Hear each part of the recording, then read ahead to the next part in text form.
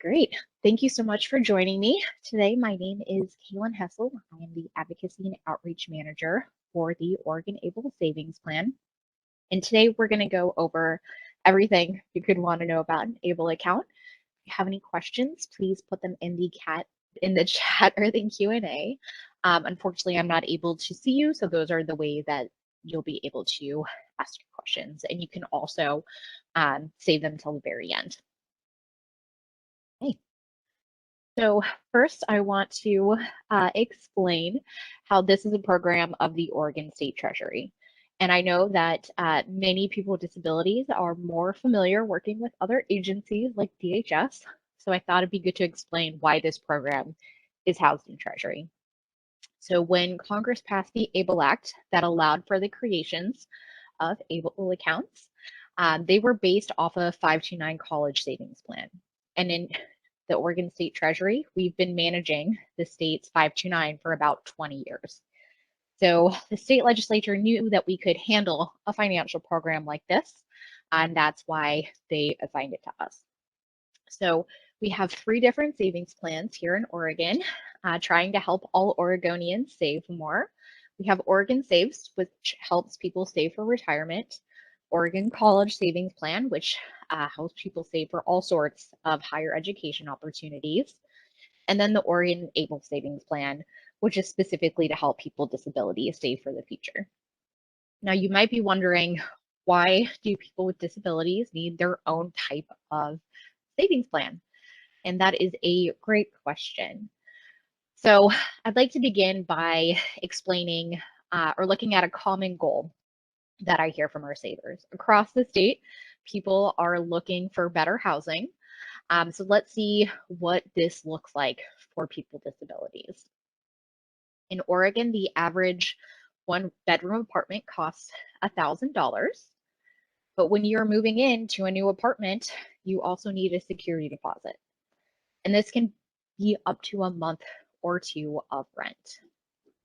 Now, when you add all of that together, in order to move into this apartment, it's going to cost $2,300. You know, that can be difficult if you don't have that much money. But if you do, you can make it work. But there is a problem for the disability community.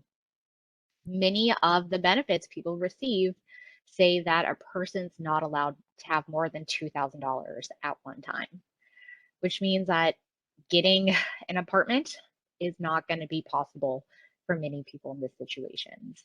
For decades, that was reality for the disability community. They were functionally forced to live in poverty to get their basic needs met. Thankfully, that doesn't have to continue anymore because now we have ABLE. So back in 2014, Congress passed a law allowing states to create these ABLE accounts and allowing people with disabilities to save money in them and not have them count as an asset or resource. So Medicaid and SSI are 2 of the most common benefits our savers receive. That $2,000 amount I mentioned is called an asset or resource limit. Well, money saved in ABLE does not account against any asset or resource limit. This also includes benefits like SSDI, SNAP, HUD housing assistance, Medicare, or if you're filling out the FAFSA to get some financial education, doesn't count there either. So now people with disabilities are able to save up to $100,000 in an ABLE account and still get all of the benefits that they need. So this is a huge difference in the terms of quality of life that a person can have. You go from not being able to get your own apartment to now being able to have the opportunity to save for a down payment for a house. So this has successfully benefited thousands of people across our state and even more across the country. In Oregon alone, we now have more than 5,000 savers. And I want to say the average account balance is over $10,000. And that's just a huge difference in the terms of quality of life that a person can have. My favorite part about our program is that from the very beginning, we designed it to be a self-empowerment tool for people with disabilities. And this comes across a couple of different ways. First, the person with a disability is both the beneficiary and the account owner. Now, when we use the word beneficiary, we mean the person who is benefiting from the account. An account owner means the person who owns all of the money in the account. So it is up to the person with a disability to decide who's going to manage it, what the money is going to be used for, and all of that money is supposed to be used for their benefit. Another important part of our program is that we built it with a presumption of competence. We assumed all of our savers can manage their accounts all on their own. Now, we know this isn't going to be the case for everyone. We know that there are people who will need different levels of support, but we thought it was important to center the abilities that individuals do have and assume that they're capable of everything that is required, unless they tell us that they need or want some kind of assistance. Because we recognize it's most empowering when people can make these kind of decisions for themselves. They have greater self-determination, they're better able to identify risks, so they're also safer. Now, there are other people who can help manage accounts. We call them authorized legal representatives. So from now on, I'll call it ALR for short. And so this just means it's somebody else managing an account for another person. It can be an individual or an organization. And I want to point out that even if you have a rep payee, you can still manage your own account. A lot of people come to me assuming that since they have a rep payee for Social Security, that means that the rep payee has to manage their account. Well, the rep payee only has the legal authority to manage money that has come from Social Security. Sorry.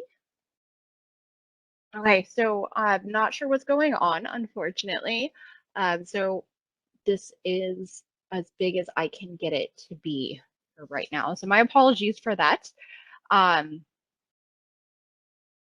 I was talking about Social Security rep payees.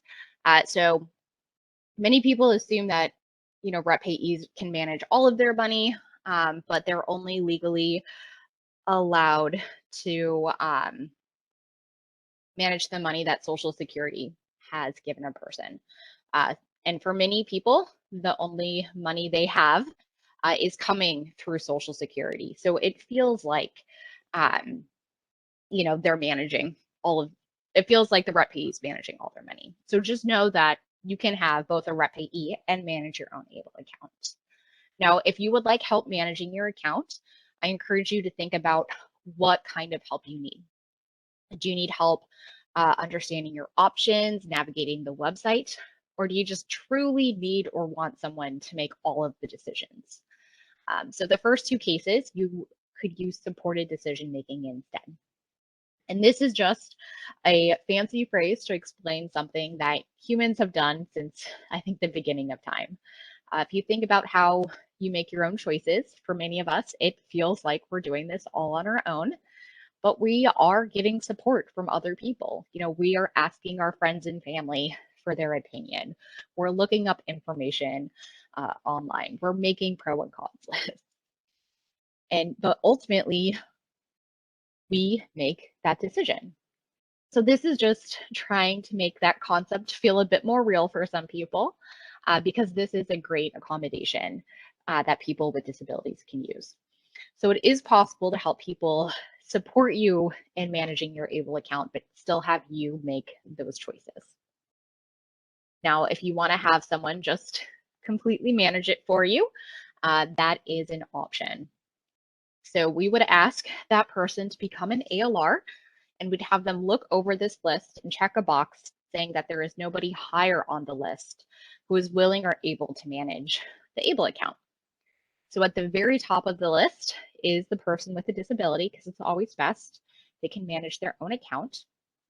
But then under that, you have power of attorney, conservator, legal guardian, spouse, parent, sibling, grandparent, and at the bottom is rep payee. Now, this order is very important. And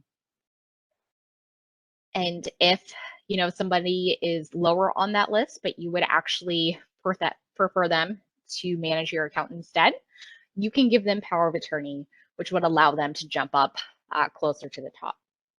The power of attorney is just legally giving somebody else permission to do that. You can fill out a form and have it notarized, and then they'd be able to manage this for you. So we ask you or the person managing your account to self-attest to some important information. Now, self-attestation is just a fancy way of saying check a box saying that the information is correct.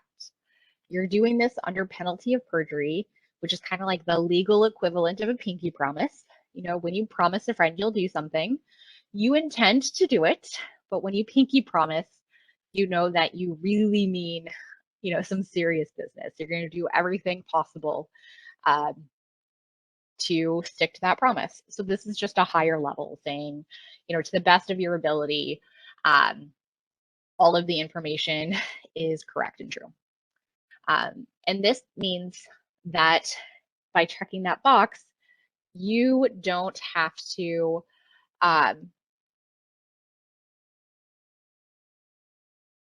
provide certain documents to us.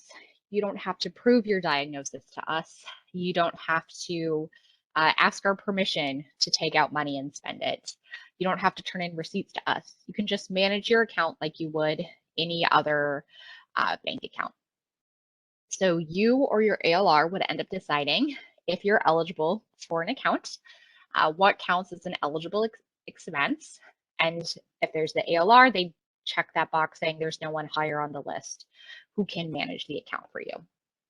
Now, as you can tell, there is a lot of trust that has been built into this system. Well, it is up to the IRS to make sure that everyone is following the rules.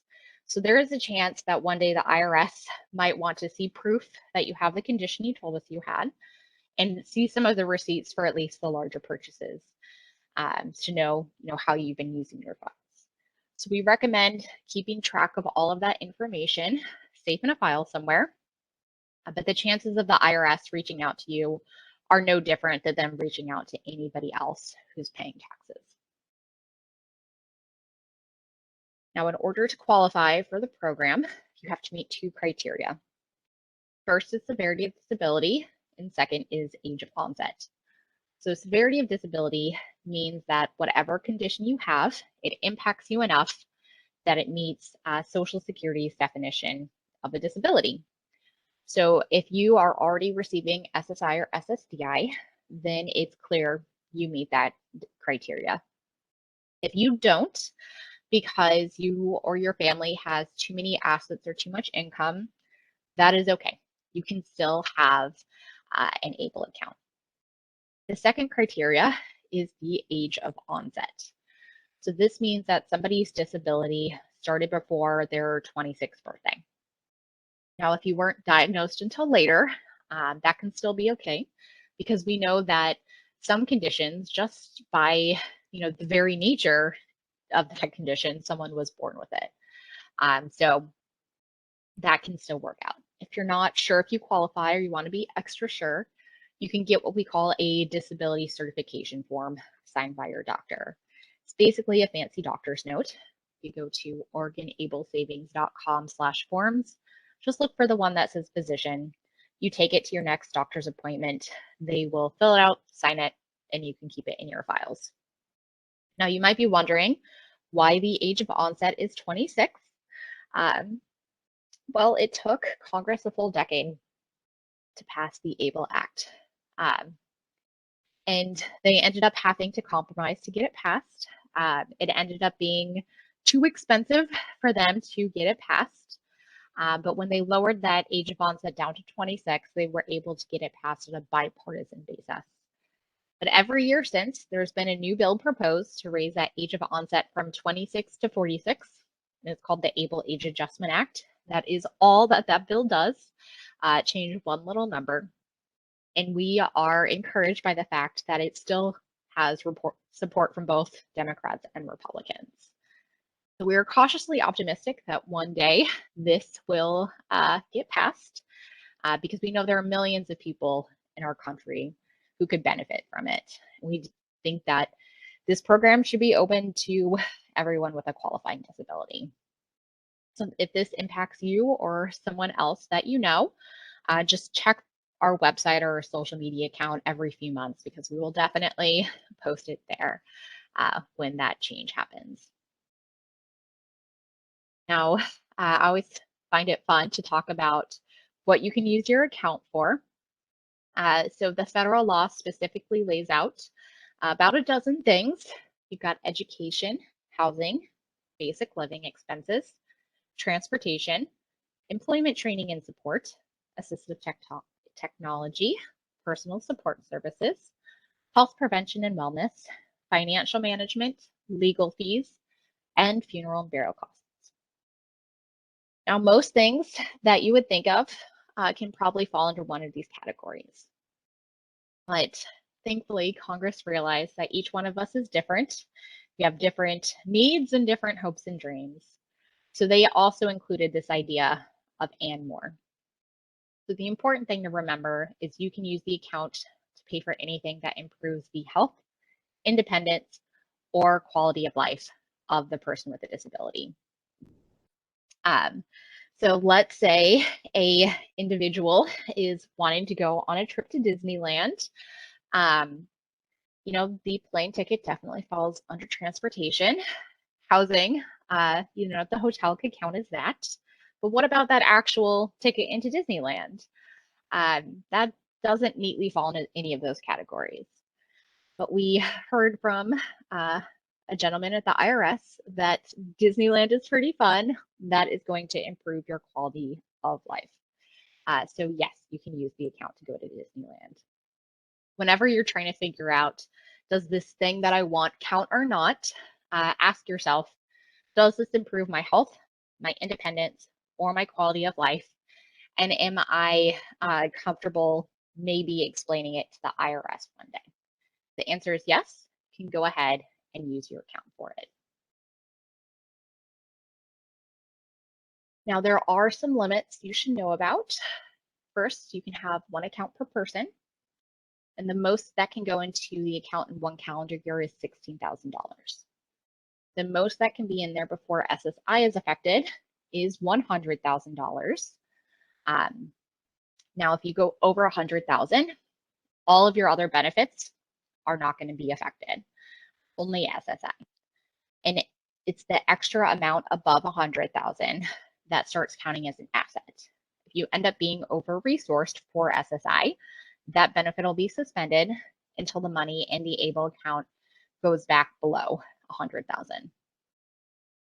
The most you can have in the account overall is $400,000. There are a few fees to make note of. First, there is a $35 annual fee that comes out of the account quarterly.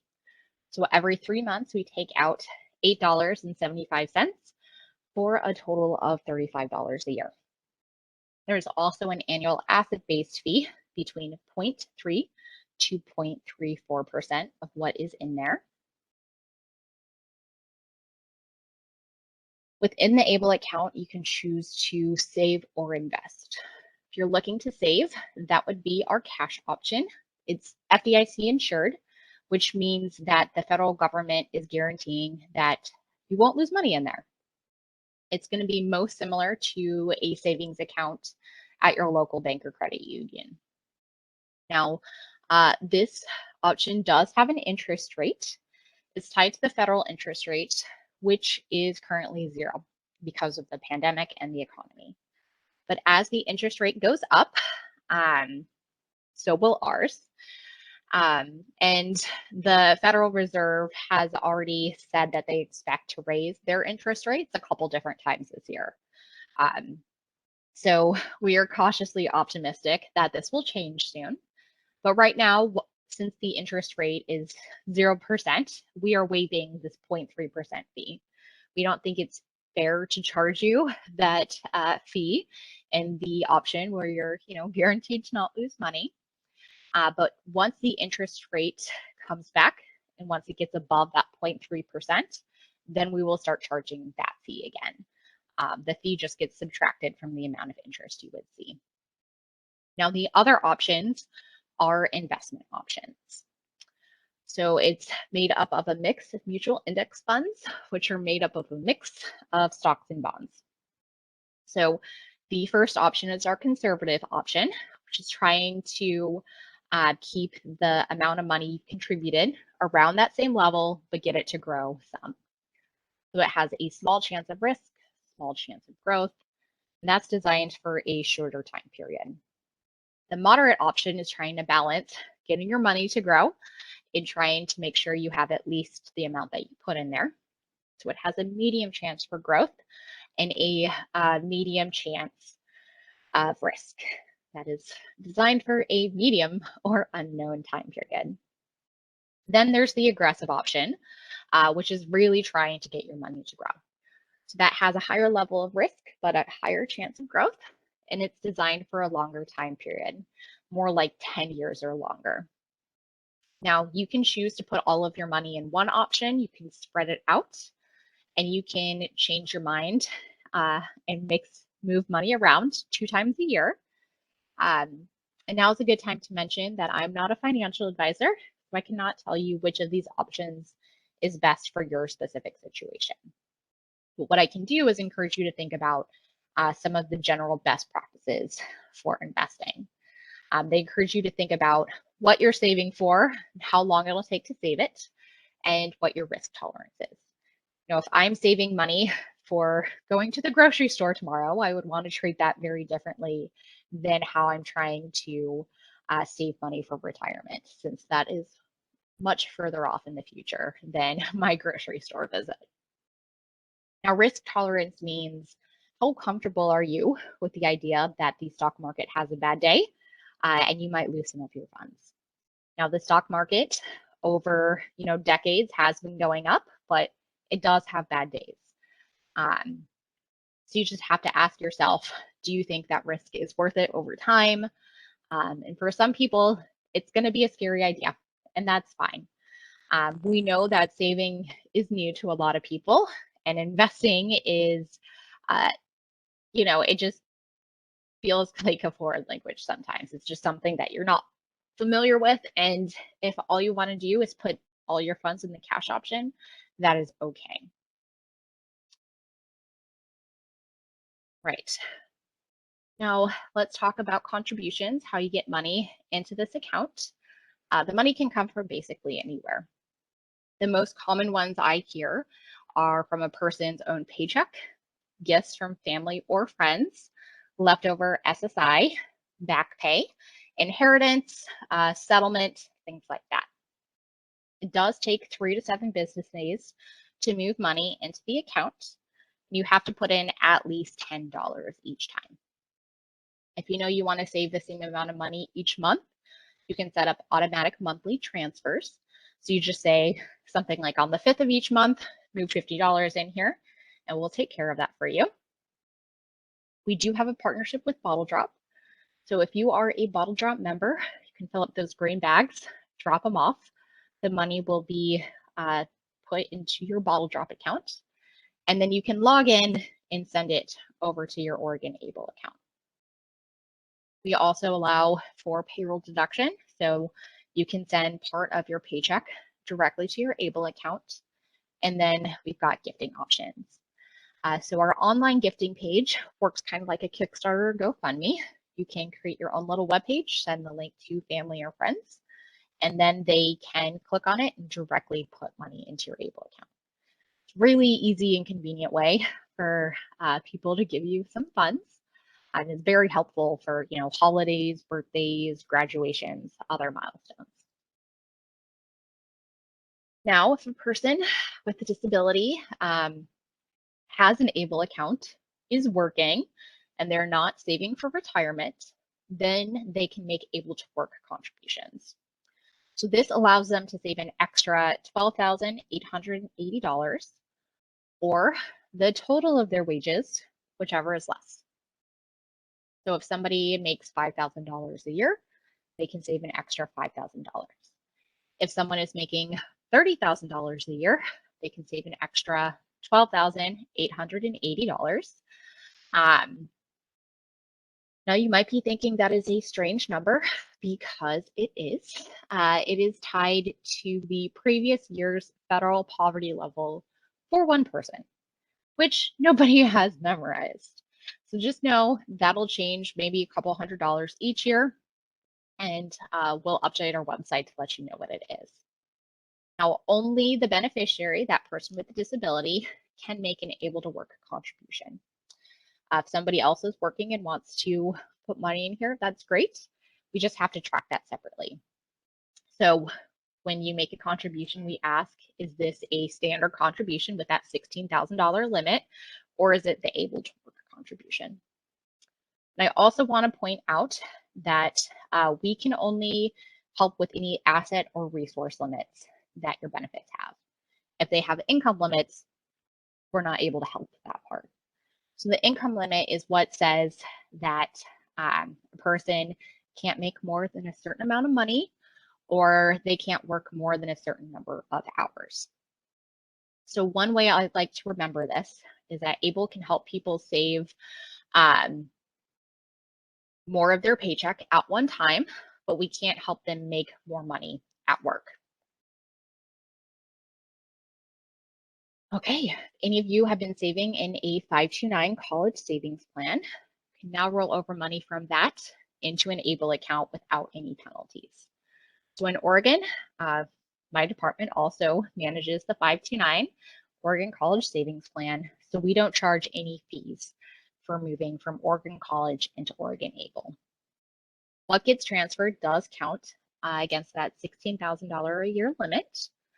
And the last thing to note is that the person with a disability needs to be listed as the beneficiary of both the ABLE account and the 529. So an example of when this might come in handy is if a family has 2 kids, the oldest goes to college, gets full tuition scholarship, so they don't need the money that's been saved in the college fund. Well, the parents can roll over that money into the younger sibling's ABLE account. It can still be used for that child to go to college, but it can cover so many other things as well. Now, when you want to take money out of the account, it's very helpful if you have a checking or savings account attached to this, because then you can just do an online banking transfer. It's the fastest way to get the money out. If you do that, make a withdrawal from our cash option. It takes 3 to 5 business days. If you make a withdrawal from the investment option, it takes 5 to 7 business days. You can also have us mail a check out to someone for $2.50 per check. That fee is not great, so if you're able to plan in advance, you can transfer money from the ABLE account to your outside checking account and then just write a check for free. Now, if you sign up for our ABLE prepaid card, you'll have even faster access to your funds. This works most like one of those reloadable gift cards that you can, buy one of those Visa cards at the grocery store. You decide how much money to put on there, and that's the most amount of money that can be spent until you or whoever manages the account logs in and puts more money on the card. So this is available to all our savers. You just log into your ABLE account to sign up. There's no credit check and there's no transaction fees. And you're also not going to be able to get cash using the card. Doesn't work at ATMs, no cash back at the grocery store. This does include a record of where you spent the money. Every time you swipe the card, there's going to be a record of that transaction. So you can log into your account and see, oh, that's where my money went. I went to Starbucks every day and spent $10. So then you can make a note of each transaction. You can say what you bought or what category it falls under, if that's helpful for you. But then another pretty helpful feature is the ability to set limits on the card. And I know limits usually don't sound very exciting, but I think this one can be pretty powerful. For instance, I know that every time I go to Target, I spend more money than I meant to because I am a human being. Target is very good at getting money out of my wallet. Well, I can tell my card that I can't trust myself at Target. Don't let me spend more than a certain amount of money there. Uh, and if I try to spend more than that, the card will just shut me off. It won't let me do that. So you can set a limit saying, only work at certain stores like grocery stores, or don't work at Amazon, only let me spend $100 a day. There are lots of different options. And we know that not everyone will want those, and that's fine. We're just trying to give you the ability to customize this so that it can work as best as possible for your own situation. Now, there is a fee for this of $1.25 a month, because we know that not all of our savers will be spending money that often. So we're only charging people who are going to use the card that fee instead of wrapping it in to our overall fee package. So I recommend only signing up for this if you think you'll spend money often. There are tax benefits to having this account. First, money in the account, if it grows, it's free from both state and federal taxes as long as you use it for one of those qualified expenses. You also might qualify for the federal savers credit. This was originally designed to help low and moderate income savers save for retirement, but they expanded it to include some ABLE contributions. So it's possible that up to $2,000 of your contributions could qualify. When you go to fill out your taxes, whether you're working with an accountant or one of those tax softwares, they'll ask questions to help figure out if you meet this qualification. So it does depend on your income. So on the state level, we have a state income tax credit. And this is available to anyone who pays Oregon state taxes and puts money in your ABLE account. So if you have 5 different Oregonians contributing funds, all 5 can take the tax credit. Anyone who contributes can take a refundable tax credit up to $150 for single filers and $300 for joint filers. Now, this means that when you file your taxes, you can get up to $150 or $300 back. It's essentially, giving you free money to reward you for saving. Because we know saving is difficult for everyone, but we do also realize that it's even harder when you have a lower income. So we designed this to have more of an impact for low and moderate income savers. If you look at that chart, you'll see that for anyone who makes less than $30,000, for every dollar you put in, you get $1 back on your taxes. And then as you move up the income ladder, becomes every $2 you put in, you get $1 back on your taxes, up to that $150 limit, or $300 for married filers. Now, if you decide you want to open an Oregon ABLE account, you're going to want to go to our website. Do not go to a bank or credit union. The only way to get it is through the state. But we do strongly recommend that you have a checking or savings account at your local bank or credit union, and then you attach it to the ABLE account so we can make those online transfers. When you open the ABLE account, you will also need to put in at least $25. So this is a helpful overview of opening the account. Step 1 is getting some information together. Stuff like social security number, date of birth. You can also take an ITIN instead of the social security number. Then go to OregonAbleSavings.com, click open an account in the upper right-hand corner. Fill out the form, attach the bank account, put in at least $25, and you're done. It takes most people about 10 to 15 minutes to do that. Now, there is one exception. There is a part of our website that asks questions that are unique to each one of us. Stuff like, which of these companies have you worked for? Which of these counties have you lived in? And what they're doing is pulling information from your credit, rental, employment histories. all banks have to know who they're doing business with, so they're trying to verify our identities. For some people, they can get through this part no problem, but we do know that many of our savers don't have credit, rental, or employment histories. So then there's not enough information about them for us to create those questions. So what ends up happening is that they get an error message. It says call customer service, and they can help walk you through a separate process. The other process is to just fill out the paper version of the form and mail it in. So if this sounds like it'll happen to you, or maybe someone that you work with, you might want to just go straight to the paper form. So that's OregonAbleSavings.com/forms and look for the one that says enrollment. You'll just fill that out. It's all the same information. And also provide us with a copy of like a state photo ID, like a driver's license or one of the state photo IDs that you can get at the DMV too. Now, if you have any questions, please put them in the chat or the Q&A. I see people are wondering if they can get a copy of the PowerPoint. Yes, I will put that in the chat.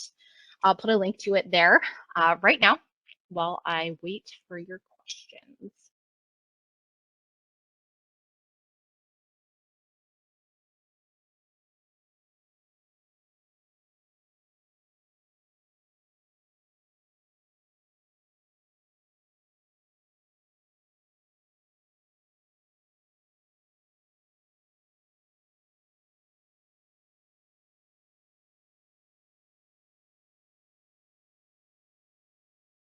Okay, the link should be in the chat and available to everyone. And someone else is wondering if they can watch this recording again. So I'm going to put this up on our YouTube channel. So you'll be able to go and find it there probably in a couple days. If there are any other questions, please add them. Otherwise, this is my contact information in case you have questions or problems in the future. Please reach out, let me know. I'm also putting it in the chat so you can copy and paste.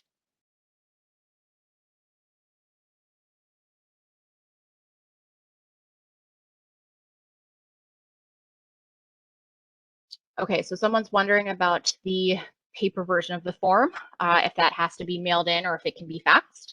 Fortunately, we do need to have it mailed in. If you have some kind of immediate deadline, just reach out to me and I might be able to come up with a faster alternative.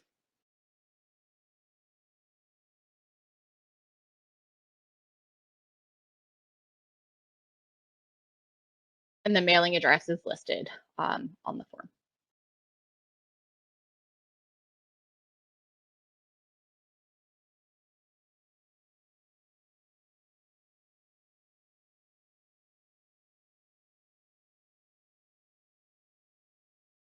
Okay, so if somebody is wondering about setting up the account and wanting to make sure that neither the housing or the SSI, gets jeopardized.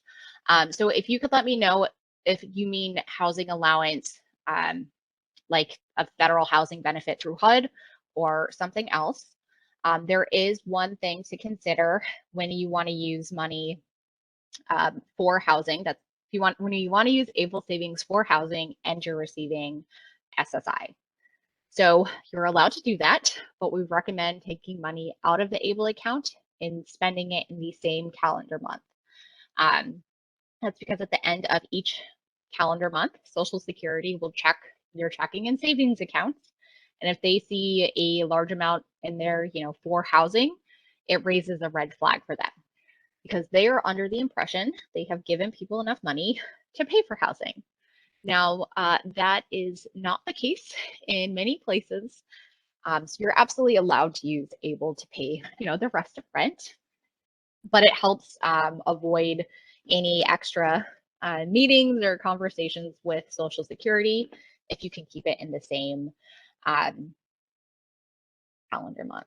Now, for any other type of benefit, any other type of expense, that doesn't matter. You can keep the money in the that was in the ABLE account and you transfer it out to your checking or savings account, you can keep it in there for as long as it takes to then go off and spend it. Now this person is also wondering to find more information like from Social Security about ABLE accounts. So I'm going to put that in the chat as well. If you go to our resource page at the very bottom, we include a section for helpful links. The main ones we have are going to be for Medicaid and then Social Security's POMS, the Program Operations Manual System. And I'll also put a link to the specific one about ABLE that talks about that sort of stuff.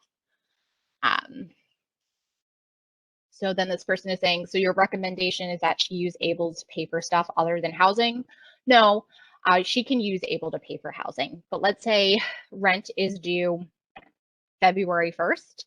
Talk to the landlord and see if you could pay that a few days later. Because if you take the money out at the end of January, you have it sitting in your checking account. That could be a problem for Social Security. But if you take the money out February 1st and then give it to your landlord, as soon as it hits your checking account, that's fine. There's no issue with that. Someone else is wondering what happens when a beneficiary dies. That is a great question. First, the executor of their estate will have to provide us with a death certificate. So this is usually next of kin, but it is helpful if everyone has at least some kind of basic will saying, who gets to deal with these sorts of matters if a person passes. So they provide us, the death certificate, so we give them access to the account, and then it can be used to pay for outstanding qualified expenses. So like any bills that still need to be paid can be paid, and then it can also be used to pay for funeral and burial benefits. Now at that point, whatever is left gets transferred to their estate. I used to think that, an estate is something that just like rich people had, but that is not the case. Even if you die and you leave $10, that is considered your estate. So at that point, transfer the estate and any debtors or creditors can ask to be repaid. So if a person has received certain Medicaid services, more like long-term care support, like if someone's in a nursing home, then Medicaid can be asked to be repaid for a portion of what they had spent on that person. That is called Medicaid recovery, and it applies to all sorts of accounts, not just ABLE accounts. So that might end up applying. It's a bit of a gray area right now, and we're hoping to get greater clarity on that because we know it is a difficult and confusing time for people. So this is something that we're working on, but that is where we're at for now. So this individual is wondering, what if somebody dies and they don't have anyone, they don't have a next of kin. So one of the things that we are also trying to figure out is if it's possible to leave, to name like some kind of successor who could help figure out what to do with the account. But if there is no one, I think that estate gets transferred to the unclaimed property division. It's messier at that point. So, if there's at least a will saying, let this person or organization, pay my funeral expenses, that could be helpful.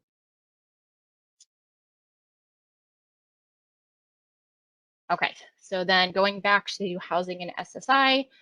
So as long as she spends the ABLE money before the end of the month, the money she used to pay for rent, etc., won't cause a problem for her in terms of SSI or her housing allowance. Am I understanding you correctly? So yes, that is correct. And if you look at that link the secure.ssa.gov one that I sent. It should talk about it there. Okay, those are good, complicated questions that you're asking. If there are any more, please put it in. I'm also going to turn off the recording now. So if you have a question you didn't want to ask before, feel free to do that.